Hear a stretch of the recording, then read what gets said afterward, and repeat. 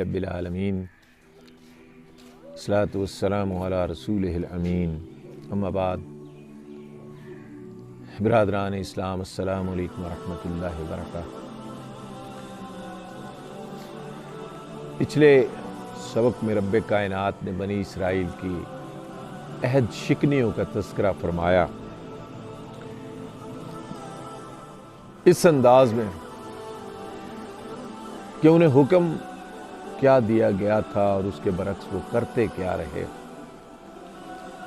والدین، رشتہ دار، یتیموں، مسکینوں، ان کے ساتھ اس نے ایک سلوک کا ذکر، پھر اس کے بعد لوگوں کو تکلیفیں پہنچانے بچانا، لیکن انہوں نے سب کام الٹے کیے، تکلیفیں پہنچائیں، سارا کام کیا، جتھے بندیاں کی۔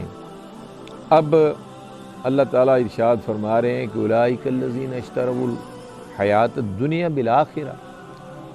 اصل معاملہ یہ ہے کہ یہ وہ لوگ ہیں جنہوں نے آخرت بیچ کر دنیا کی زندگی خرید لی ہے۔ جو رب کائنات نے ارشاد فرمایا، جس کا حکم دیا، جس پر چلنے کا مالک کائنات نے حکم ارشاد فرمایا، وہ سب تو آخرت بنانے کے لیے ہے۔ لیکن جب انسان اللہ تعالیٰ کی بات کو چھوڑ دیتا ہے، اللہ تعالیٰ کے احکامات کو نظر انداز کر دیتا ہے، وہ اپنی خواہشات پہ چلتا ہے، اپنے دیگر بھائی بندوں کی خواہشات پہ چلتا ہے، تو پھر وہ آخرت کو نظر انداز کر دیتا ہے اور دنیا کی اس زندگی کو جو ہے وہ اپنے لیے چن لیتا ہے۔ اللہ تعالیٰ ارشاد فرماتے ہیں کہ جب ایسی کیفیت ہے تو پھر یاد رکھو فَلَا يُخَفَّفُ عَنْهُمُ الْعَذَابَ عَذَابُ مَا لَا هُمْ يُنصَرُونَ۔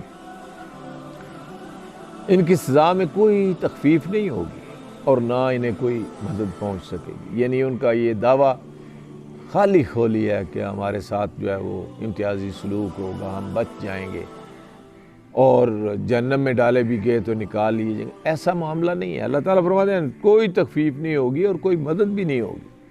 دنیا کے اندر انسان مختلف لوگوں پہ تکیہ کرتا ہے، کبھی اپنے یاروں پہ، دوستوں پہ، بھائیوں پہ، بہنوں پہ، رشتہ داروں پہ، لیکن آخرت میں کوئی کسی کے کام آنے والا نہیں ہے۔ یہی بات بنی اسرائیل کو بتا دی گئی۔ پھر ارشاد فرمایا کہ وَلَقَدْ آتَيْنَا مُوسَى الْكِتَابَ وَقَفَّيْنَا مِن بَعْدِهِ بِالرُّسُلِ، کہ ہم نے موسیٰ علیہ السلام کو جو کتاب وہ دی، اس کے بعد پے در پے رسول بھیجے، پھر آخر میں عیسیٰ ابن مریم، ان کو روشن نشانیاں دے کر بھیجا اور روح پاک سے اس کی مدد کی۔ روح پاک سے علم وحی بھی مراد ہے، اور جبریل علیہ السلام بھی جو وحی کا علم رکھتے تھے وہ بھی مراد ہیں۔ خود حضرت مسیح علیہ السلام کی اپنی پاکیزہ روح وہ بھی اس سے مراد ہے، جن کو اللہ تعالیٰ نے قدسی صفات بنایا تھا۔ روشن نشانیوں سے مراد کھلی کھلی علامات ہیں جنہیں دیکھ کر ہر سچائی اختیار کرنے والا انسان جو ہے وہ یہ جان سکتا ہے کہ اللہ تعالیٰ کی طرف سے مسیح علیہ السلام اللہ تعالیٰ کے نبی تھے۔ پھر اللہ تعالیٰ نے مسیح علیہ السلام کو معجزات عطا فرمائے۔ وہ معجزات وہ دیکھ کر وقت کے لوگوں کو اس بات کا صحیح ادراک ہو جاتا کہ مسیح علیہ السلام اللہ تعالیٰ کے نبی ہیں۔ لیکن اس سب کے باوجود یہود کا طرز عمل کیا تھا؟